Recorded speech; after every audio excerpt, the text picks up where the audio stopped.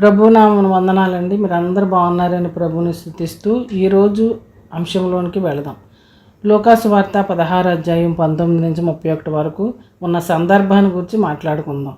ఈ వచనాలలో ధనవంతుడు మరియు లాజరును గురించి వ్రాయబడింది.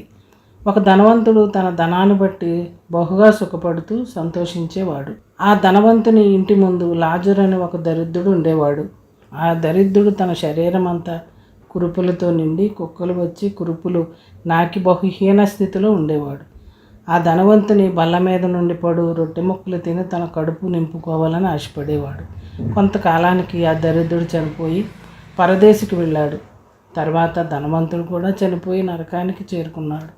ధనవంతుడు జీవించినంత కాలము ఏ పేదవారికి సహాయం చేయకుండా తను మాత్రమే సుఖపడుతూ దేవుని గూర్చి కానీ వాక్యాన్ని గూర్చి కానీ ఆలోచన కూడా లేకుండా బతికాడు. ఆ దరిద్రుడు మాత్రం దేవునిపై నిరీక్షణ కలిగి జీవించాడు. ధనవంతునిలా మన జీవిత కాలంలో సుఖానికి చోటు ఇవ్వకుండా దరిద్రుని వలె దేవుణ్ణి కలిగి తుది శ్వాస వరకు మన పరుగును కొనసాగించాలి. ఆ ధనవంతుడు నరకంలో సహాయం కొరకు అబ్రహామును వేడుకున్న సహాయం దొరకలేదు. సహాయం చేయడానికి వీలు లేకుండా పాతాళానికి పరదేశికి మధ్యలో ఒక పెద్ద అగాధం ఏర్పడి ఉంది.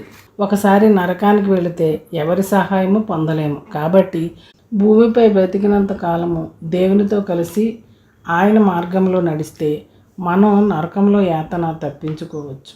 పరదేశిలో నెమ్మది కలిగి ఆ దరిద్రుల విశ్రాంతి పొందుకొని యేసుక్రీస్తు రెండవ రాకడలో ఆ అద్భుతమైన పరలోక రాజ్యాన్ని స్వతంత్రించుకోవచ్చు. ఈ సందర్భం మీరు అర్థం చేసుకుంటారని ఆశిస్తూ మరొక వీడియోతో మరొక అంశంతో మళ్ళీ కలుసుకుందాం. అందరికీ వందనాలు.